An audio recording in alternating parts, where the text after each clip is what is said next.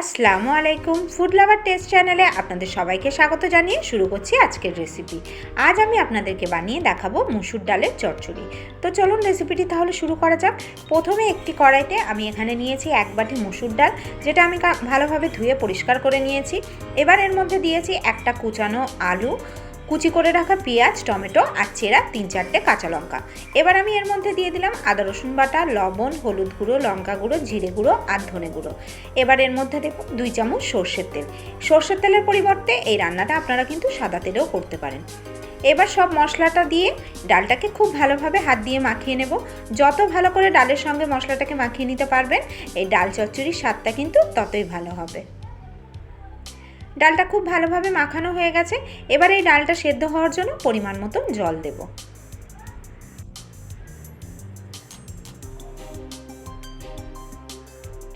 জলটা দেওয়ার পরে সব কিছুকে একবার খুব ভালোভাবে মিশিয়ে নিয়ে মিডিয়াম টু লো ফ্লেমে এই ডালটা পুরোপুরি সেদ্ধ হয়ে যাওয়া পর্যন্ত রান্না করে নেব।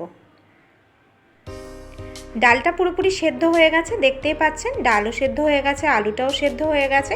এবার এই ডালের জন্য একটা ফোড়ন তৈরি করে নেব।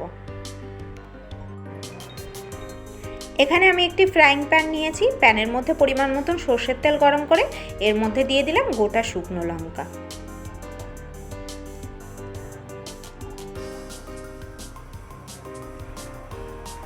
এবার আমি এর মধ্যে দিয়ে দেব কুচি করে রাখা পেঁয়াজ আর কুচি করে রাখা আদা। মিডিয়াম ফ্লেমে এই পেঁয়াজ আর আদাটা ভালোভাবে ভেজে নেব। পেঁয়াজটা আর আদাটা ভাজা হয়ে গেছে, ফোড়নটা আমার রেডি হয়ে গেছে। এবার ডালের মধ্যে এই ফোড়নটা দিয়ে দেব।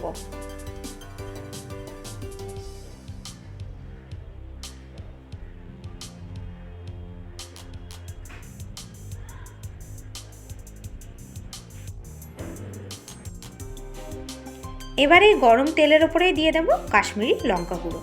এটা অপশনাল, এটা আপনারা চাইলে নাও দিতে পারেন, কিন্তু এটা দিলে ডালের কালারটা কিন্তু খুব দারুণ হয়। সব কিছুকে একবার খুব ভালোভাবে মিশিয়ে নিয়ে মিডিয়াম ফ্লেমে ডালটাকে 2 থেকে 3 মিনিট ফুটিয়ে নিয়ে গ্যাসের ফ্লেমটা বন্ধ করে দেব। ডালটা খুব ভালোভাবে ফুটে গেছে, গ্যাসের ফ্লেমটা বন্ধ করে দিলাম। তৈরি হয়ে গেল মুসুর ডালের চচ্চড়ির রেসিপি।